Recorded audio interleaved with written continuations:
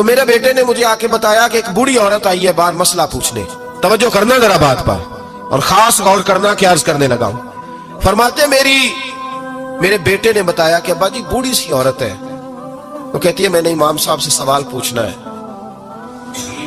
فرماتے پردے کے پیچھے بٹھایا, میں بھی بیٹھ گیا تو بی بی آئی اور جچے تلے لفظوں میں فٹافٹ اس نے بات شروع کر دی. عورت کو حکم ہے غیر محرم سے بات کرے تو میٹھے انداز میں نہ کرے, میٹھے انداز. مرد کے لیے بھی حکم ہے بیویوں سے گفتگو کرے تو اس طرح کے جملوں میں نہ کرے جس سے توجہ پیدا ہو, موٹی سی دو حرفی بات کرے.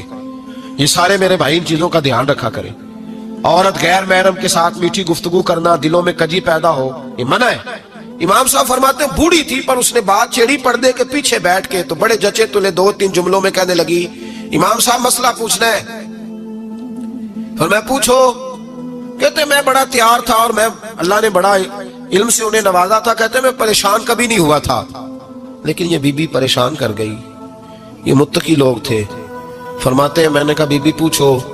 کہنے لگی حضور میں نا محنت کی کمائی سے روٹی کھاتی ہوں, چرخہ رکھا ہوا ہے, سوت کاٹ کے اس کی کمائی کھاتی ہوں, سارا دن مزدوری کرتی ہوں, کبھی کبھی کام رہ جاتا ہے تو 14ویں کے چاند کی روشنی میں چھت پہ بیٹھ جاتی ہوں تو چرخہ کاٹتی ہوں.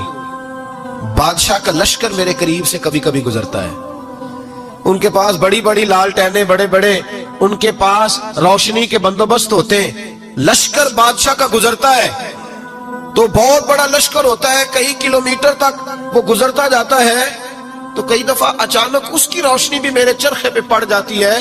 مسئلہ یہ پوچھنا ہے کہ اس روشنی میں جو میں سوت کاٹتی ہوں اس کی کمائی میرے لیے حلال ہے کہ حرام ہے؟ امام احمد بن حنبل فرماتے ہیں میں تڑپ کے رویا. بی بی تو کبھی کسی نے پوچھا ہی نہیں, اتنی باریک. کہنے لگی بیوہ ہوں, بے اولاد ہوں, مزدوری کر کے روٹی کھاتی ہوں. پوچھنا یہ تھا.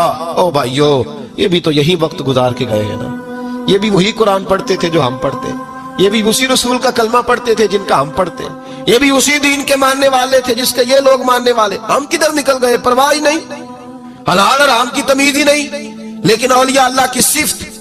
حضرت امام احمد بن حنبل فرماتے ہیں میں چکرا گیا اور میں نے اس سے پوچھا پہلے تو اپنا تعارف کرا, تو ہے کون, تو کون ہے؟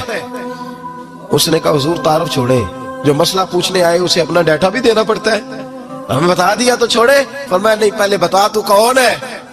تو وہ کہنے لگی میں حضرت بشر حافی کی ہمشیرہ ہوں. وہ جو بغداد میں بابا ننگے پیر پھرتا ہے تو کوئی جانور گوبر بھی نہیں نہ کرتا گلیوں میں, وہ نیک بابا, میں اس کی بہن ہوں.